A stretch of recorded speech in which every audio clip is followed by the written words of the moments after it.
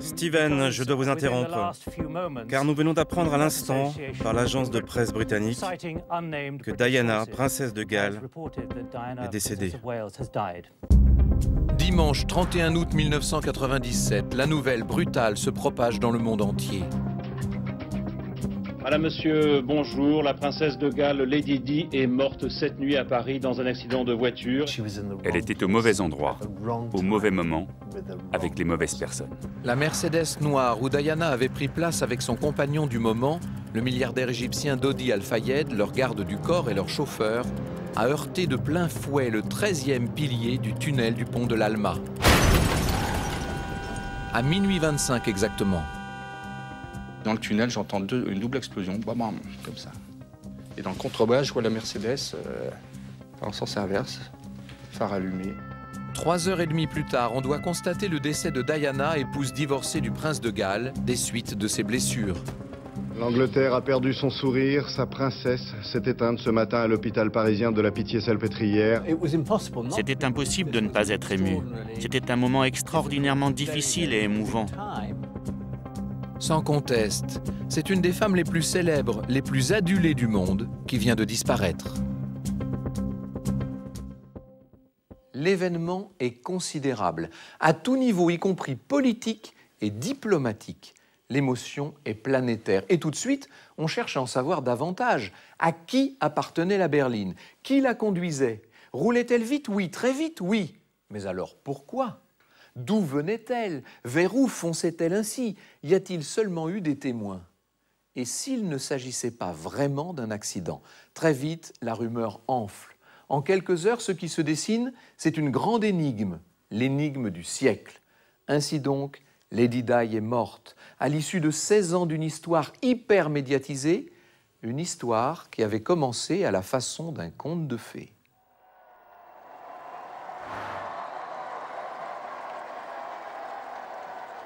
En ce 29 juillet 1981, plus de 750 millions de téléspectateurs à travers le monde ont les yeux rivés sur Londres, une Londres emplie de couleurs et de petits drapeaux.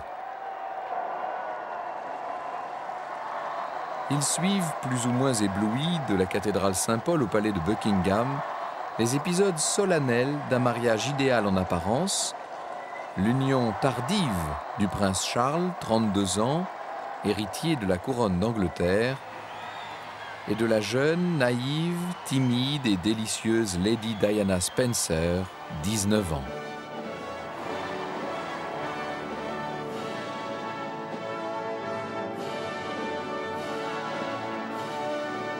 Les envoyés spéciaux n'en finissent pas de commenter la robe, le voile, le diadème. Ils s'émeuvent, comme tout le monde, du beau regard de biche apeurée qu'exhibe la toute nouvelle princesse.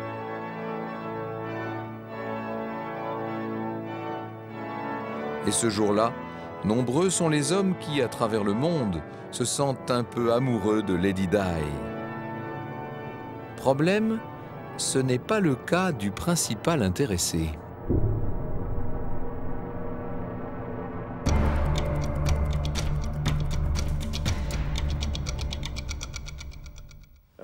I'm amazed that she's been brave enough to take me on. And I suppose in love. Of course. Whatever in love means. Put your own interpretation. Regardez le visage de Diana pendant cette interview. Elle le regarde perplexe comme si elle voulait dire « Tu ne sais pas ce que c'est que l'amour?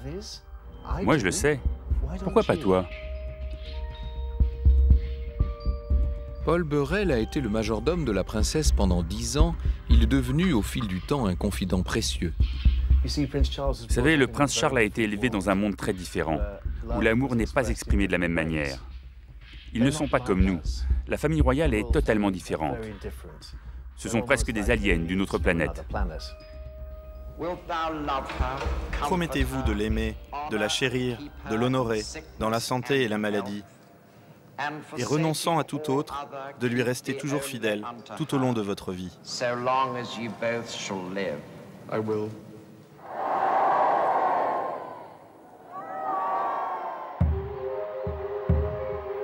Si Diana fait un mariage d'amour, Le prince Charles, lui, n'a consenti qu'à un mariage de raison. C'est sa grand-mère, la reine-mère Élisabeth, veuve du roi George VI, qui a plus ou moins arrangé l'union de son petit-fils aîné avec cette jeune fille de très bonne famille, issue d'une lignée qu'elle connaît bien, les Spencer. Pourtant, si Diana connaît depuis toujours la famille royale et son entourage, elle ne maîtrise pas les codes complexes de Buckingham. Croyant épouser le prince charmant, elle va se découvrir assez vite la victime d'un arrangement d'État et la prisonnière de charges officielles à la limite du supportable. Depuis qu'on connaît l'identité de la jeune femme, elle est harcelée par les photographes. C'est le début d'une traque qui s'interrompra brutalement dans 17 ans.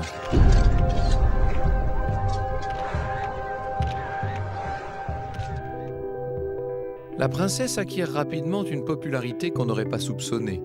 La timide jeune fille se métamorphose au fil des mois. Attitude, tenue, à chaque déplacement, les regards sont tournés vers elle. Une popularité qui fait même de l'ombre à son propre époux. Avril 1983. Quand la foule a salué l'arrivée de la princesse, il a été parfaitement heureux de prendre la seconde place. That really it would have been far easier to have had 2 wives. To have covered both sides of the street. And I could have walked down the middle, directing the operation. La romance aidant, les premières années peuvent donner l'impression d'une certaine harmonie. Le 21 juin 1982, les apparences sont sauves à la naissance de William. Mais ces images de contes de fées cachent une réalité de moins en moins supportable pour la jeune femme, notamment lors de la naissance du deuxième enfant, Harry.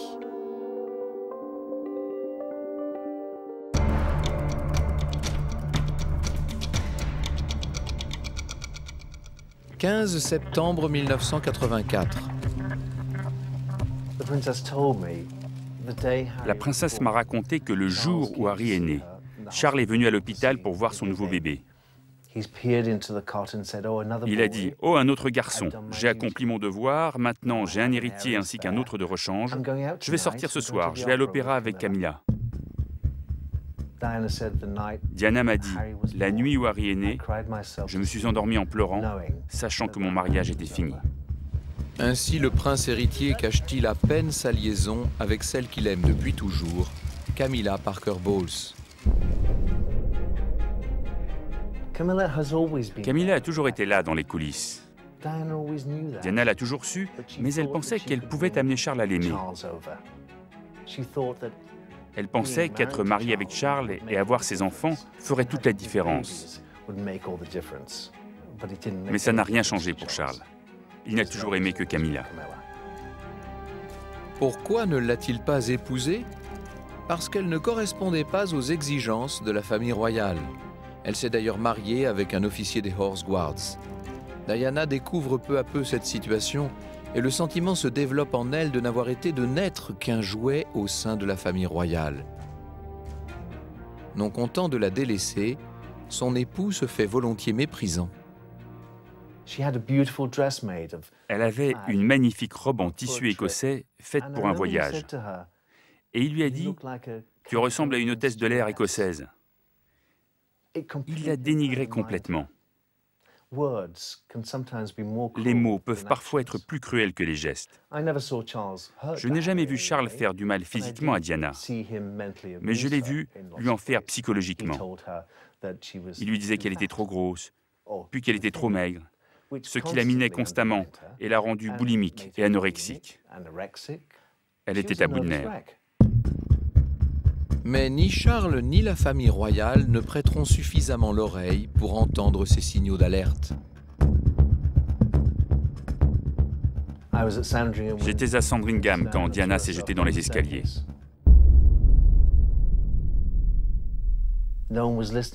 Personne ne l'écoutait.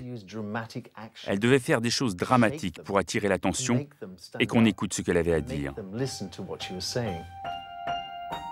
Au quotidien, la relation entre Charles et Diana devient catastrophique. Diana elle-même va finir par prendre des amants, mais il faut maintenir l'illusion. 4 octobre 1985.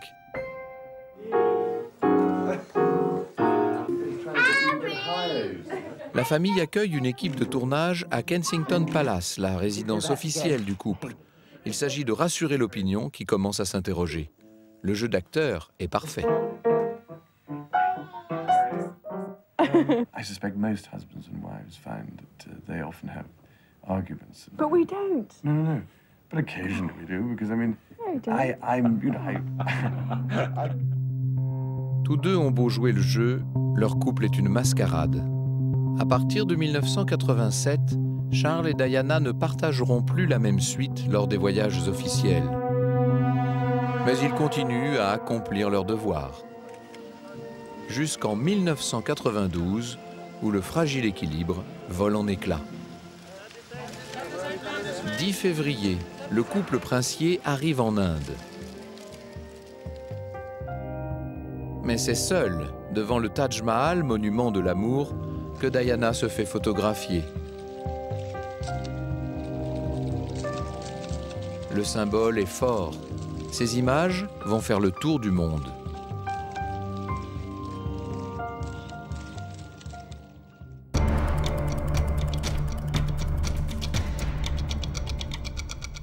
« 7 juin 1992, moins de 3 mois plus tard, un livre scelle la fin de cette union. Le journaliste Andrew Morton y révèle au grand public la vérité quant au calvaire quotidien de la future reine d'Angleterre. Charles ne m'écoutait pas. Alors j'ai pris son canif et je me suis entaillé la poitrine et les cuisses. Il y avait beaucoup de sang. Ça ne l'a pas fait réagir pour autant. Les membres de la famille royale étaient extrêmement en colère, surtout quand ils se sont rendus compte que Diana avait contribué au livre. C'était du jamais vu. Les princesses royales, et encore plus la future reine d'Angleterre, ne doivent pas parler aux médias. C'est une règle qui vient d'en haut, de la reine. Le livre très attendu d'Andrew Morton sur le mariage du prince et de la princesse de Galles est enfin arrivé dans les rayons. À midi, certaines librairies avaient déjà épuisé tout leur stock. L'éditeur a commandé une deuxième impression pour faire face à la demande. Comme toujours, il faut maintenir les apparences. Pensant pouvoir encore arranger la situation, la reine reste stoïque. Mais un scandale en chasse un autre. Ce sont d'abord des enregistrements de conversations téléphoniques ambiguës entre Diana et l'un de ses proches amis que révèle la presse. Puis l'existence de sa relation passée avec James Hewitt, le professeur d'équitation de ses enfants. Quelques semaines plus tard, c'est au tour du Camilla Gate. Un enregistrement de 8 minutes des échanges intimes entre Charles et Camilla est rendu public par la presse People. Évidemment, cette succession de scandales déplaît fortement à Buckingham Palace, à la reine en particulier. Diana, la jeune femme qu'elle croyait docile, est désormais bien gênante. Même certains de ses combats caritatifs incommodent la souveraine. En avril 1987, alors que Diana était la première personnalité à s'engager publiquement en serrant la main d'un malade du sida, la reine lui avait recommandé de choisir des causes plus plaisantes.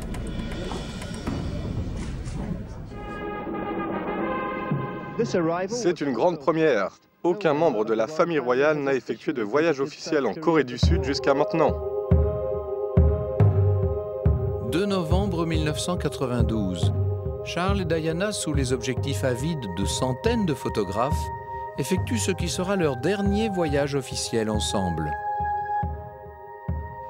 Pour le couple royal, c'est une occasion de redorer l'image écornée de son mariage, bien que la princesse n'affiche un air bien sombre après un voyage aussi long.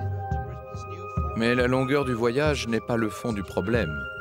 La princesse ne joue même plus la comédie. Elle arbore un visage fermé, des yeux tristes, un air constamment ennuyé qui ne trompe personne. La parole est au Premier ministre. 9 décembre 1992. La séparation est officielle. C'est le Premier ministre John Major qui l'annonce aux députés. Il est annoncé par Buckingham Palace qu'avec regret, le prince et la princesse de Galles ont décidé de se séparer.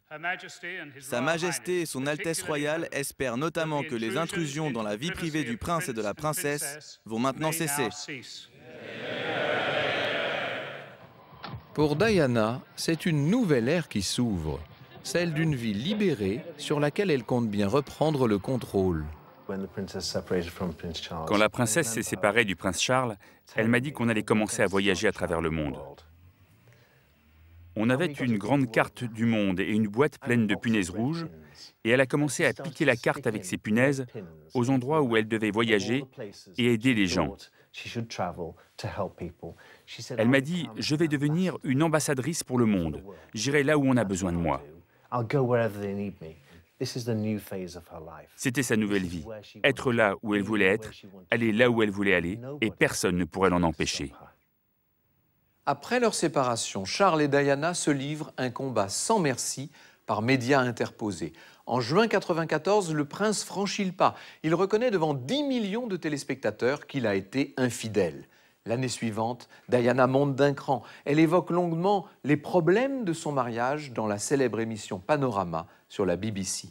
Devant 15 millions de téléspectateurs, elle va même plus loin. Elle met en cause la famille royale et s'interroge sur la capacité de Charles à régner, du jamais vu en Grande-Bretagne. Il est temps de mettre un terme à l'escalade. Le 28 août 1996, Charles et Diana divorcent. Vous mesurez ce que cela veut dire à la cour d'Angleterre. Charles est tout de même le futur roi, le futur chef de l'église anglicane. Pour Diana, à 35 ans, le moment est venu de profiter pleinement de sa liberté nouvelle. Une liberté qui va lui coûter cher. 13 janvier 1997. It's an enormous privilege for me to have been invited here to Angola in order to assist the Red Cross in its campaign to ban once and for all anti-personal landmines.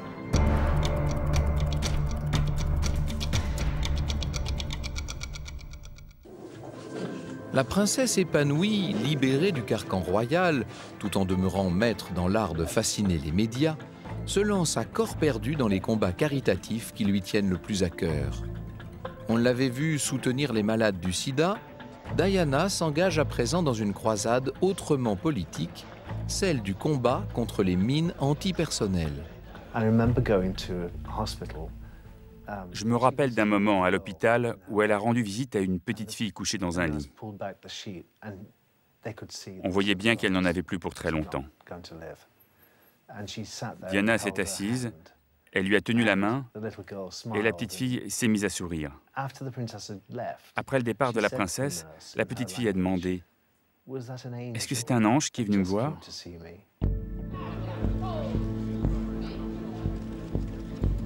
Et pour bien montrer que rien ne l'intimide, celle qui est toujours officiellement princesse de Galles devient ambassadrice pour le Hallow Trust, organisation la plus radicale dans l'opposition à l'emploi des mines antipersonnelles.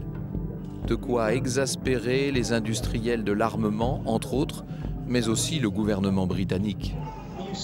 Avez-vous été surprise par le scandale politique qui a engendré votre visite en Angola? I saw it merely as a distraction because I am not a political figure. I am a humanitarian figure, and always have been and always will be. Qu'importe à Diana, à présent, elle est libre. Il faut que tout le monde en ait bien conscience. C'est à peine croyable. Toutes ces années où elle était mariée au prince de Galles, elle n'avait pas d'argent. Elle n'avait rien qui lui appartenait. Elle n'avait que ce qu'il voulait bien lui donner. Le jour où le divorce a été prononcé, elle est entrée avec un morceau de papier dans les mains et elle a dit « Maintenant, je suis une femme indépendante ».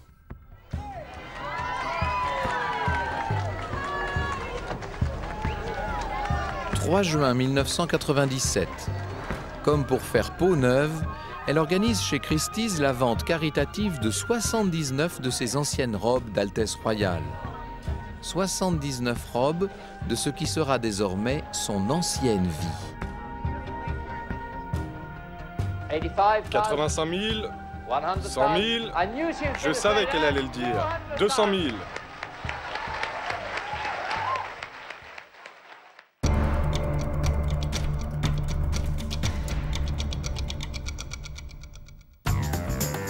« 11 juillet 1997, on la découvre en vacances à Saint-Tropez, comme pourrait l'être une star de cinéma, dans le somptueux domaine de Mohamed Al-Fayed, un milliardaire égyptien. Elle était enthousiaste parce qu'elle pouvait emmener William et Harry avec elle. La princesse n'avait ses fils seuls que 2 fois par an pour des petites vacances. Et c'était l'occasion parfaite d'être avec eux dans un environnement sûr.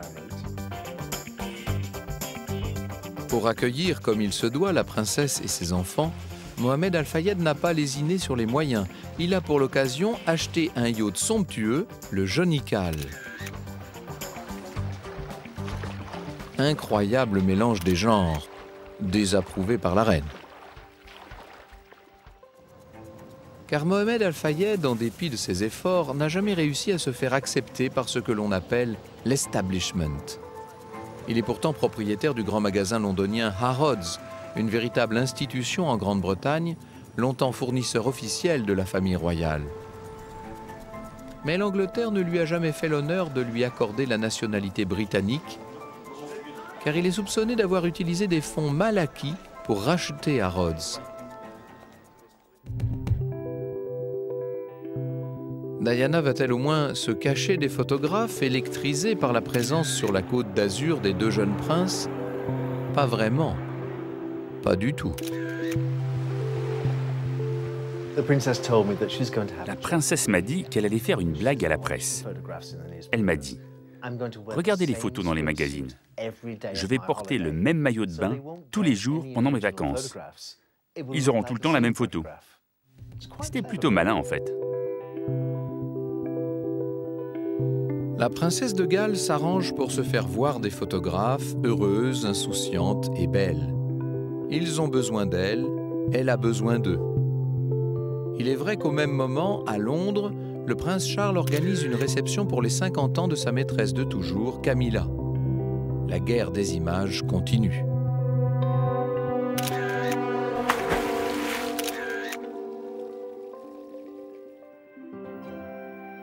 Quelques jours après l'arrivée de la princesse, le fils de Mohamed Al-Fayed les rejoint sur le yacht. On le surnomme Dodi, il a 6 ans de plus que Diana, il est producteur de films à ses heures perdues. C'est surtout un homme à la réputation de Don Juan.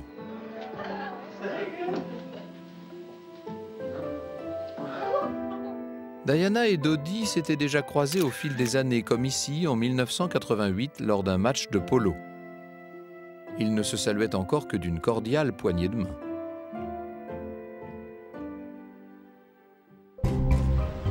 À peine quelques jours suffisent pour que la rumeur d'une romance entre les 2 personnalités enflamme la presse people.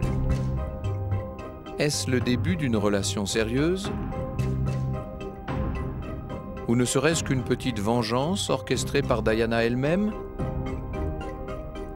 Car il se murmure que la princesse cherche avant tout à rendre jaloux un autre homme, un certain Asnat Khan, médecin pakistanais avec lequel elle a eu une relation discrète pendant 2 ans et qui vient de la quitter. La princesse Diana vient d'arriver en Bosnie pour faire campagne jusqu'à dimanche contre les mines antipersonnelles. 8 août 1997. La princesse Diana est sous le feu de l'actualité, de toutes les actualités. En effet, parenthèse dans son début de romance, elle se rend en Bosnie. Le but, dénoncer encore, toujours, l'utilisation des mines antipersonnelles. Mais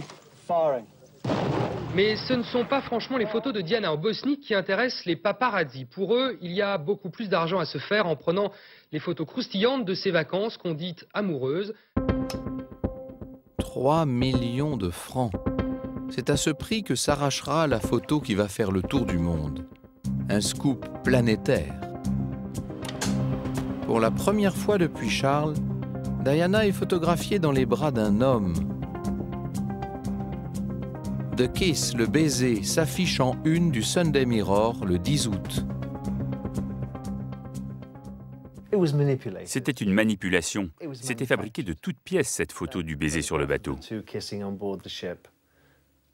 Elle savait qu'elle allait être prise. Bien sûr qu'elle le savait. Elle m'a demandé après, « Est-ce qu'Asnat a vu la photo ?» J'ai répondu, « Qu'est-ce que Asnat a à voir là-dedans ?» Elle a insisté, « Est-ce qu'il a vu la photo ?» Oui, c'est en une de tous les journaux.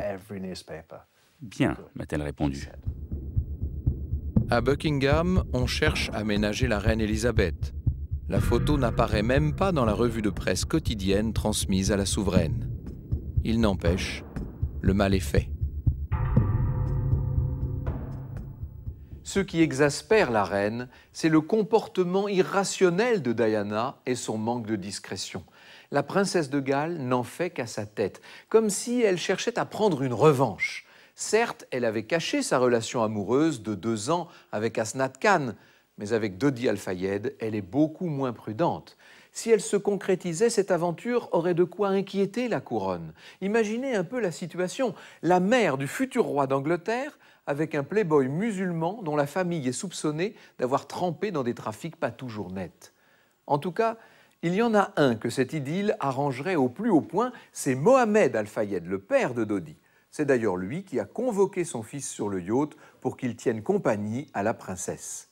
Soyons clairs, quel avenir Dodi et Diana peuvent-ils espérer? Eux-mêmes vont aller chercher la réponse auprès d'une voyante. « 12 août 1997. Alors qu'ils se trouvent à Londres, Dodi et Diana se rendent en hélicoptère jusqu'à Lower Pilsley, dans le nord de l'Angleterre. Objet de ce discret déplacement, rendre visite à la voyante attitrée de la princesse, une certaine Rita Rogers. Diana, depuis longtemps, ne fait plus mystère de sa prédilection pour les médiums. Or, vous allez le voir, c'est une incroyable vision qu'elle leur livre. Alors qu'elle se concentre sur Dodi, Rita est assaillie par des images sombres. Une voiture noire, un tunnel, près de l'eau, quelque part en France. Des éléments qui font froid dans le dos au vu du drame qui va se dérouler dans à peine 3 semaines. Mais l'heure n'est pas au pressentiment. Diana et Dodi s'envolent une dernière fois pour une seconde croisière sur le Jonical afin de profiter de la fin de l'été. Le couple ne se cache presque plus.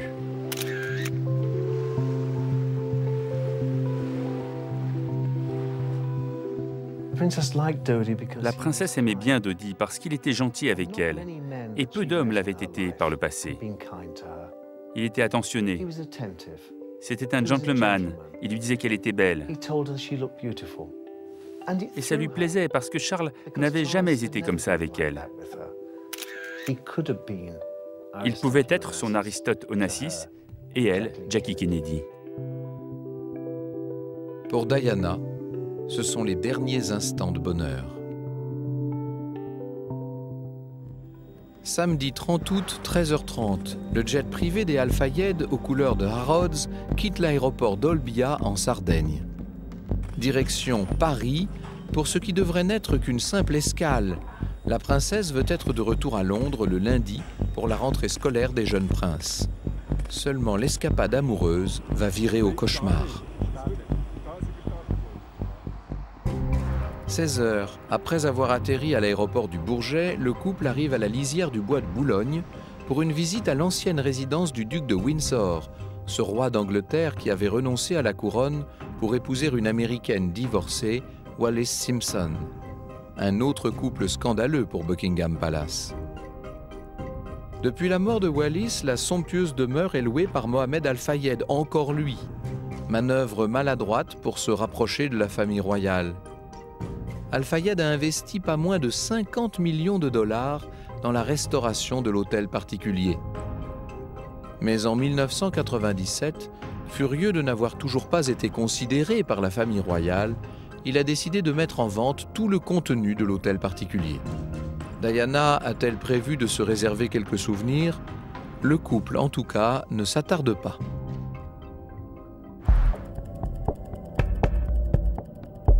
« 16h34, Dodi et Diana rejoignent le Ritz, place Vendôme. Les photographes qui les suivent depuis le Bourget les attendent déjà face à l'entrée principale. Alors ils décident de se faufiler dans l'hôtel par l'entrée secondaire.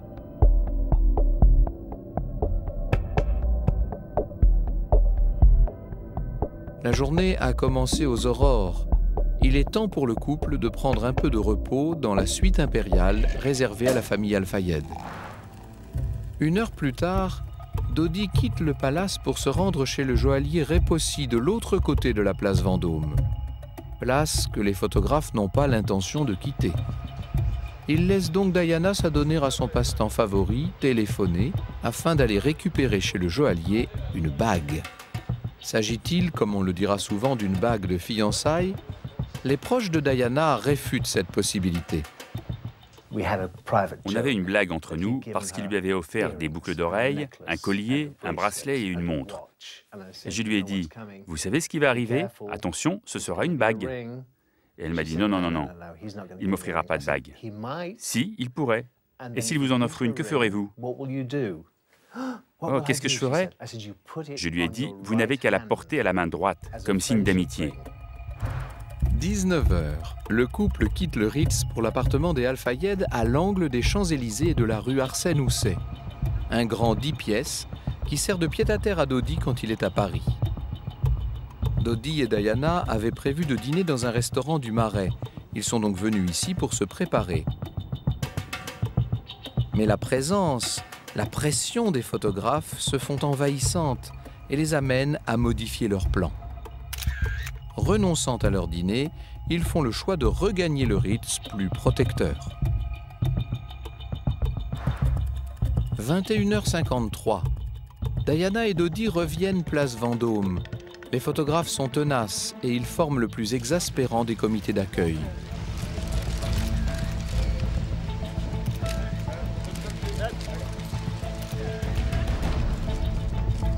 Si Diana paraît en prendre son parti, il faut dire qu'elle est très habituée, Dodi, lui, se montre énervé, irrité par cette présence constante des chasseurs de photos.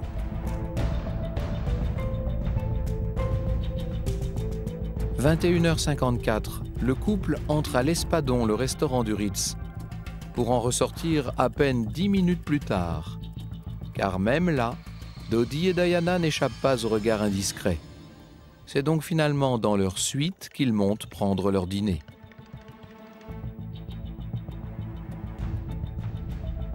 C'est alors qu'Henri Paul, le chef de la sécurité du Ritz, regagne l'hôtel.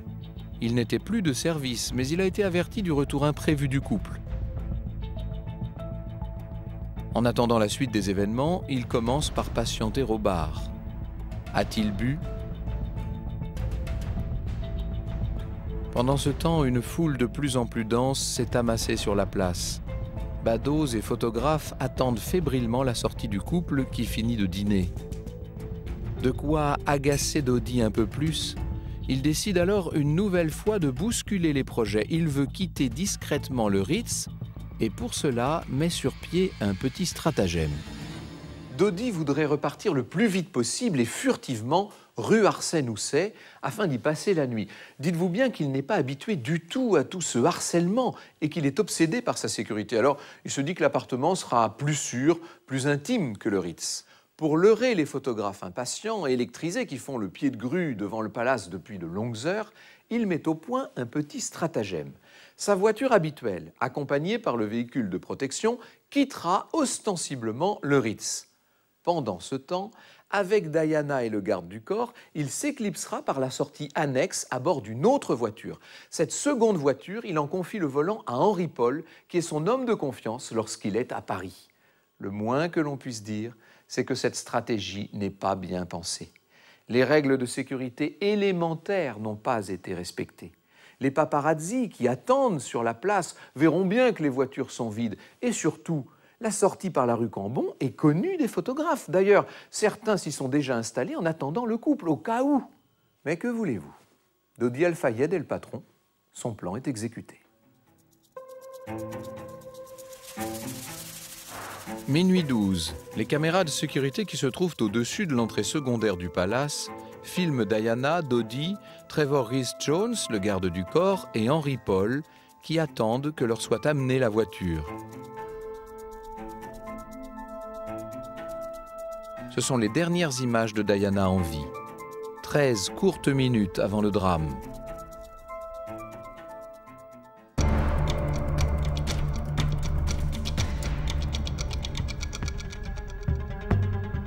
Devant l'hôtel, le leur est en place. Minuit 19, la Mercedes arrive rue Cambon. Les 4 passagers s'y engouffrent rapidement.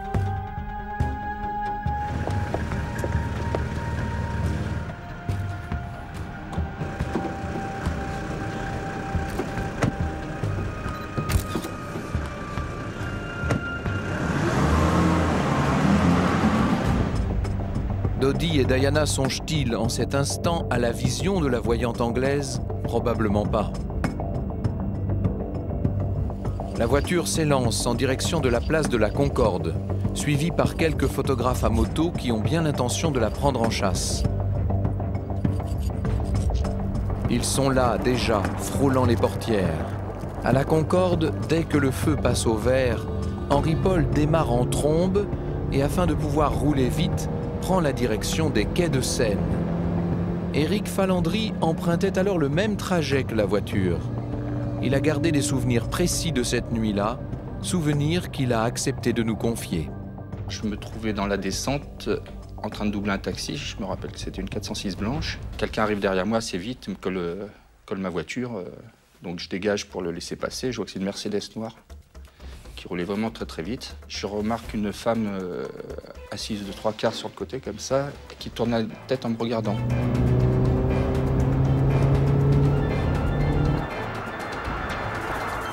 Minuit 23. La voiture amorce la descente du tunnel de l'Alma. Pleine vitesse. C'est là que soudain Henri-Paul se met à freiner lourdement sur 19 mètres. La voiture heurte une première fois le parapet.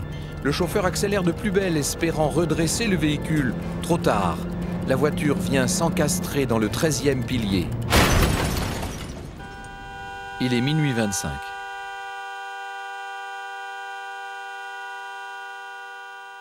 Dans le tunnel, j'entends une double explosion, bam, bam, comme ça. Et dans le contrebas, je vois la Mercedes à l'envers, en sens inverse, phare allumé. Sous la violence de l'impact, la Mercedes a fait un tête-à-queue et se retrouve immobilisée à contresens. De l'autre côté du tunnel, une voiture d'SOS médecin qui passait là par hasard s'arrête. Le docteur Frédéric Maillet en descend. Il est la toute première personne sur les lieux de l'accident.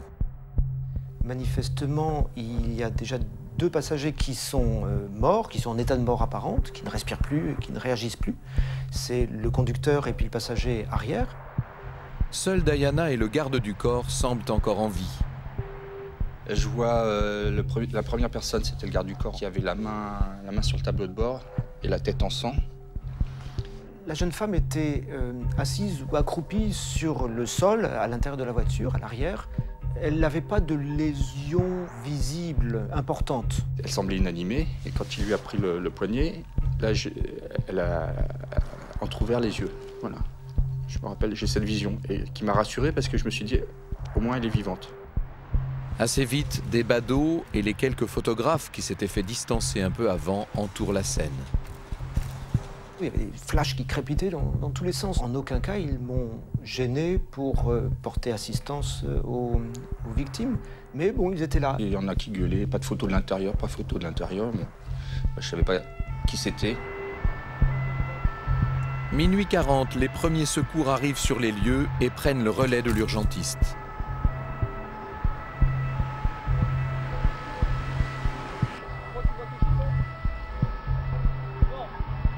Pendant ce temps, la nouvelle se propage parmi les services officiels.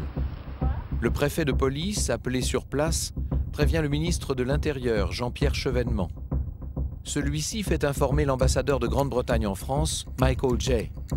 C'est lui qui représente les autorités britanniques ce soir-là. Pour nous, il a accepté pour la première fois de confier ses souvenirs. C'était une surprise totale. Ce coup de téléphone a été une surprise totale. On ne savait pas qu'elle était à Paris. C'était l'un de ces moments dans une vie où quelque chose auquel vous n'êtes absolument pas préparé vous arrive. Et vous faites de votre mieux pour réagir comme il faut. C'est l'hôpital de la Salpêtrière qui est de garde cette nuit-là. Autrement dit, les meilleurs spécialistes s'y trouvent pour d'éventuels accidents graves.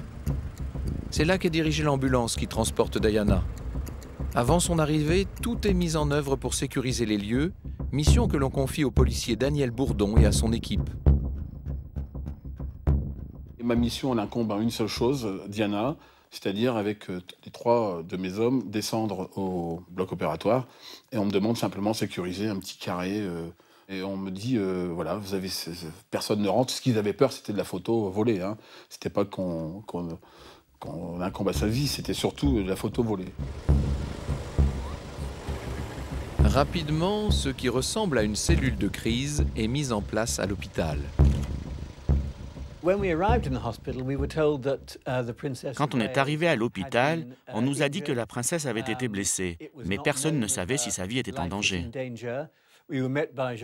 On a été accueillis par Jean-Pierre Chevènement qui nous a emmenés dans une pièce où on a pu commencer à téléphoner à Balmoral, à Downing Street, pour informer le prince et le Premier ministre de ce qu'il se passait. 1h45. L'ambulance, 80 minutes après l'accident, arrive sur le pont d'Austerlitz à seulement 600 mètres de l'hôpital. Ce qui me choque, c'est la lenteur à laquelle elle va. Elle va même pas au pas, elle fait quelques mètres, elle s'arrête, quelques mètres, elle s'arrête. Elle met plus de 20 minutes à arriver.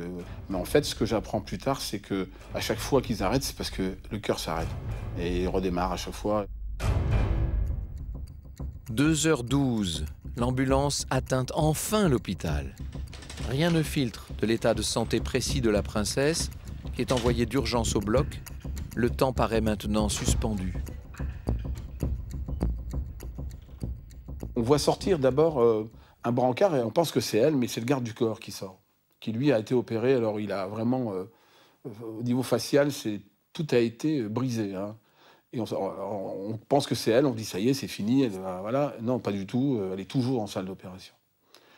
Et vers 4 h du matin, un petit peu avant, je vois les médecins ressortir la tête basse, et là tout de suite ça me fait tilt. Il est 4 h du matin. La princesse de Galles vient de mourir.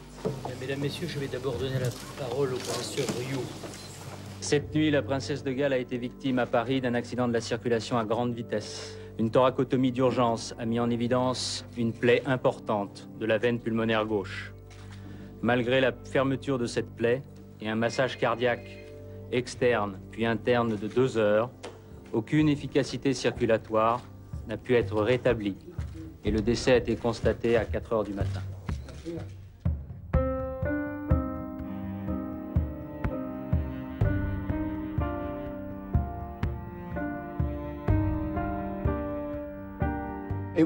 C'était impossible de ne pas être ému. C'était un moment extraordinairement difficile et émouvant. L'accident de ce soir est une terrible tragédie. Le décès de la princesse de Galles nous emplit tous d'une grande douleur et d'un profond chagrin. La princesse de Galles était une personnalité si extraordinaire, populaire, magnétique, que j'ai réalisé que la nouvelle de sa mort allait provoquer des réactions totalement imprévisibles dans le monde entier.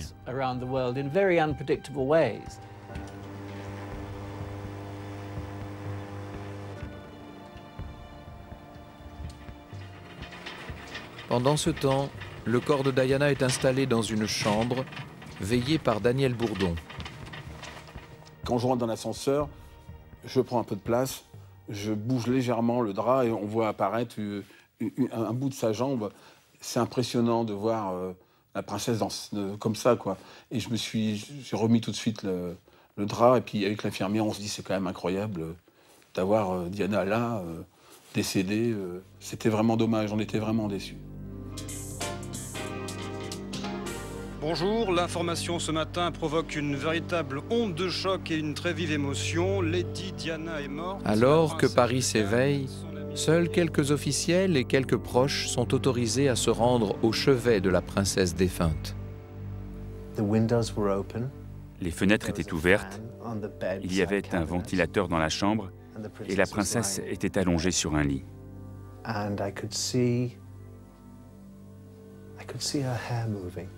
Je me suis approché et je pouvais voir ses cheveux et ses cils bougeaient à cause du ventilateur. Je l'ai regardé et je lui ai dit « Allez, ouvrez les yeux, ouvrez les yeux. » Et j'ai soudain réalisé qu'elle n'était plus là. Alors je me suis rappelé quelque chose qu'elle m'avait raconté. Elle m'a dit un jour que le plus beau moment de sa vie avait été d'accompagner quelqu'un qui venait de mourir. Elle lui tenait la main, elle a senti qu'il s'en allait et elle m'a dit « Savez-vous ce qu'il se passe à ce moment précis?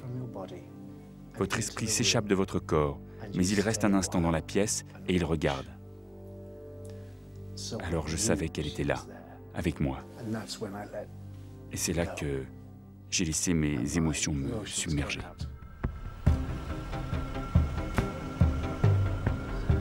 Au même moment, devant l'hôpital, une foule d'anonymes rend déjà hommage à la princesse.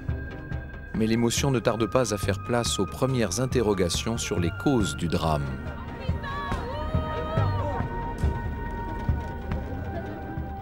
Il est facile d'imaginer l'embarras des autorités de l'époque face à la disparition si brutale d'une personnalité au statut des plus ambigus. Certes, Diana était divorcée du prince Charles, mais elle demeurait, en titre, la princesse de Galles. Le drame s'est produit en plein cœur de la capitale. Pour les autorités françaises, on est à l'époque de la cohabitation Chirac-Jospin, le dossier est épineux, il faut le traiter avec autant de discrétion que d'efficacité. Quant aux autorités britanniques, c'est encore plus délicat pour elles. La mort de Diana pose de graves questions. Vous vous rappelez peut-être le film The Queen du réalisateur Stephen Frears. Il raconte l'extraordinaire bras de fer entre la reine Élisabeth et son Premier ministre Tony Blair quant à l'attitude à adopter par la couronne. Faut-il ou non organiser des obsèques nationales? Je crois qu'il n'est pas excessif de dire que, pendant quelques jours au moins, la monarchie anglaise a vacillé sur ses bases.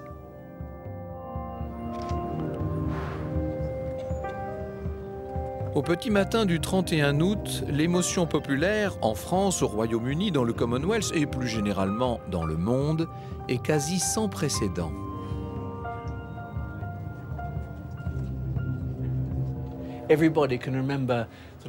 Chacun se rappelle l'endroit où il était quand il a appris la nouvelle à la télé ou à la radio, et l'effet que ça a eu. C'était une surprise, un choc, vraiment.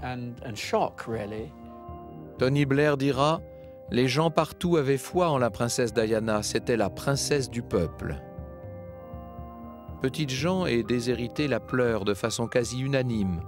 Un paradoxe lorsqu'on sait quelle vie elle menait dans les derniers mois de son existence. Mais à l'émotion se mêle la colère. Quelques heures après le drame, le propre frère de Diana, Lord Charles Spencer, désigne ainsi ceux qu'il considère comme coupables. Ce n'est pas le temps des accusations, mais celui de la tristesse. Je dirais cependant que j'ai toujours pensé que la presse finirait par la tuer. Mais même moi, je ne pensais pas qu'elle aurait une responsabilité aussi directe dans sa mort.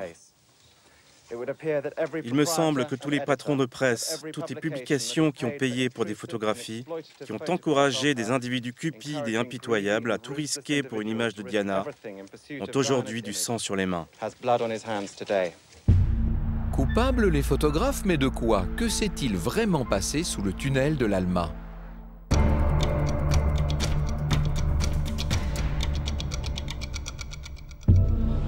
À Paris, l'enquête hautement explosive s'est ouverte immédiatement, en pleine nuit. Elle a été confiée à la brigade criminelle, alors dirigée par Martine Monteil. A priori, c'est un accident de voie publique, c'est pas tout à fait pour la crime. Mais d'un autre côté, je comprends, eu égard à la personnalité, surtout de la victime, princesse de Galles, que ça va être un événement et qu'il va falloir jouer serré et faire un travail considérable. C'est Jean-Claude Mulès, chef procédurier, qui a été chargé de l'enquête. Vu la pression qui fut sur nous, cette pression énorme, on a essayé d'éliminer toutes les hypothèses farfelues et autres qui ont existé. Et Dieu sait s'il y en a eu. De tous bords, de tous les pays. Et il fallait les dégonfler. Il fallait les éliminer une par une. Pour ce faire, on passe son temps à démontrer qu'il n'y a pas eu, qu'à prouver qu'il y a eu. Pourquoi le chauffeur a-t-il soudain freiné à l'entrée du tunnel? A-t-il cherché à éviter un obstacle? A-t-il été gêné par des photographes? Dès minuit 40 ce 31 août, 6 d'entre eux et un motard de presse ont été mis en garde à vue. Le fourgon quittait tout juste la scène au moment où Pierre Boussel, à l'époque photoreporter, arrivait sur les lieux pour couvrir l'accident. Il est intéressant de noter la sociologie des photographes qui ont été arrêtés par la police. Et parmi eux, il y a un très bon photographe. Il dira « Je me suis senti extrêmement mal à l'aise ». Il y a un jeune qui va essayer d'ouvrir la porte, de parler en anglais à la princesse qui est mourante. Il y en a d'autres qui sont plus dans une logique de paparazzat pure. En fait, on se rend compte qu'on a là différentes réactions parce que le profil des photographes est différent. Il devait dire quel était leur rôle. Est-ce qu'ils avaient vraiment un peu trop chassé cette voiture? Deuxièmement, quel était leur rôle à l'arrivée? Ont-ils appelé les secours, etc. Et puis, troisièmement, quid des photos? Il n'était pas question de laisser partir comme ça, dans le monde entier, des photos qui relèvent de la plus grande intimité, et pour cause.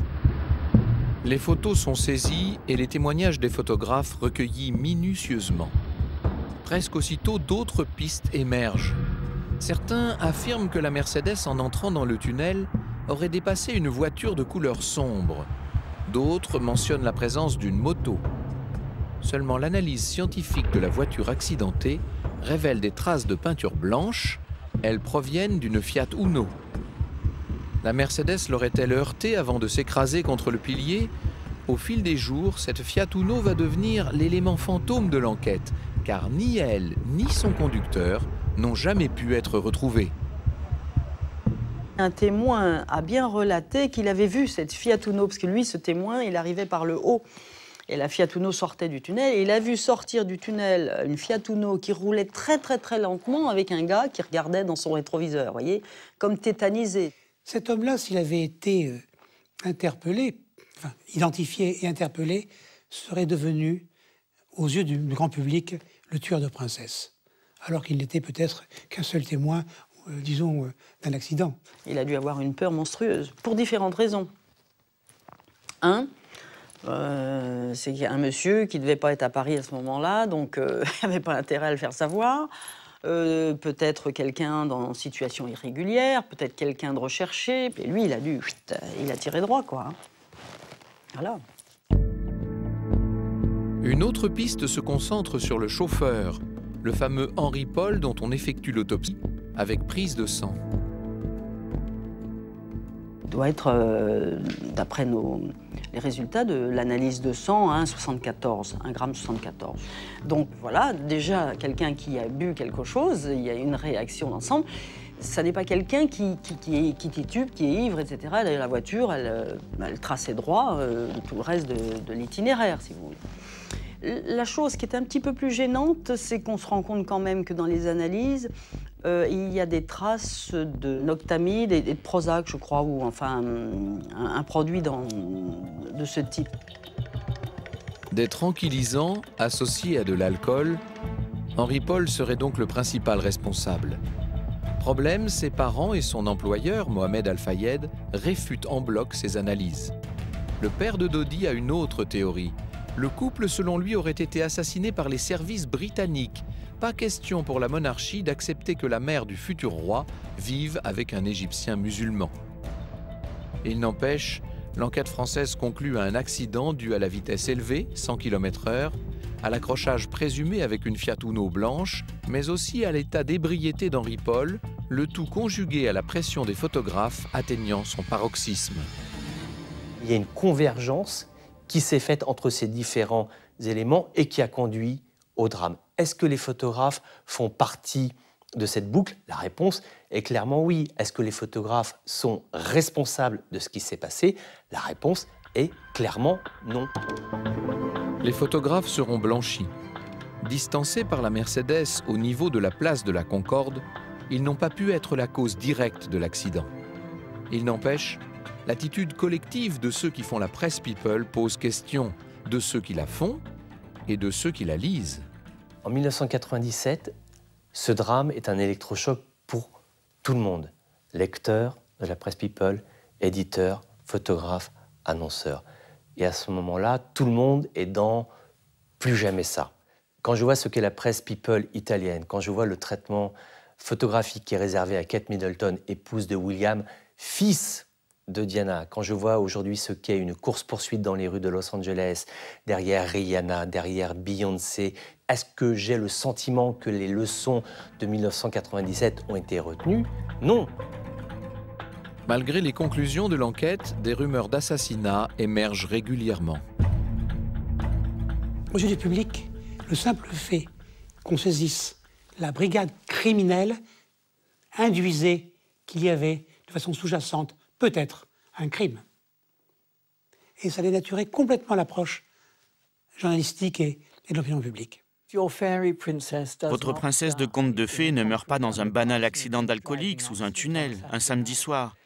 C'est l'une des raisons qui explique que tant de théories du complot aient émergé si vite. Les gens n'arrivaient pas à associer l'image idéale qu'ils avaient de la princesse de Galles à la façon si banale dont elle a perdu la vie. C'était trop difficile à accepter pour beaucoup de gens.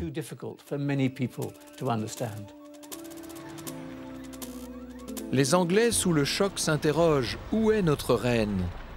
Pendant les quelques jours qui suivent le crash, à Balmoral, en Écosse, la reine ne s'exprime pas.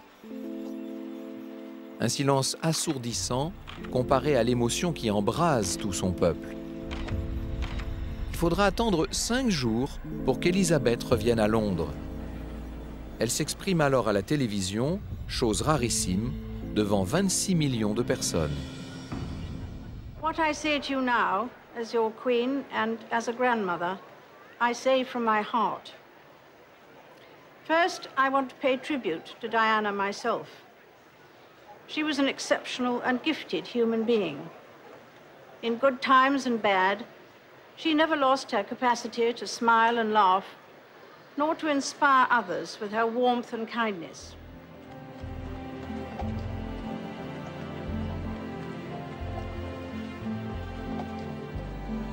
Le lendemain, samedi 6 septembre, 3 millions de personnes à Londres suivent les funérailles de la princesse des cœurs. Des centaines de millions sont devant leur poste de télévision.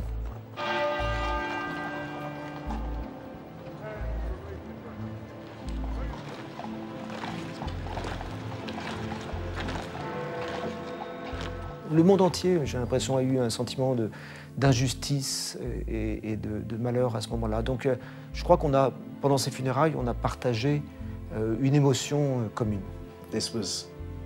C'était un moment incroyable de notre histoire, l'événement le plus regardé de l'histoire. Mais qui était cette femme? Finalement, très peu de gens savaient qui elle était et à quel point elle était entière et vraie. Loin de la foule, la princesse de Galles sera inhumée sur une île, au milieu d'un lac, à Althorp, dans la propriété des Spencer, où elle avait passé toute son enfance.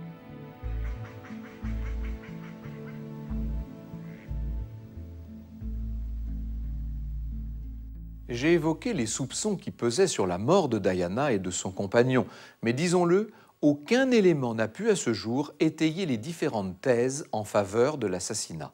Ce qui est certain, c'est que le couple star de l'été 97 réunissait contre lui beaucoup d'ennemis et que, même s'il ne s'agit que d'un accident, certains, en l'apprenant, ont dû souffler et se frotter les mains.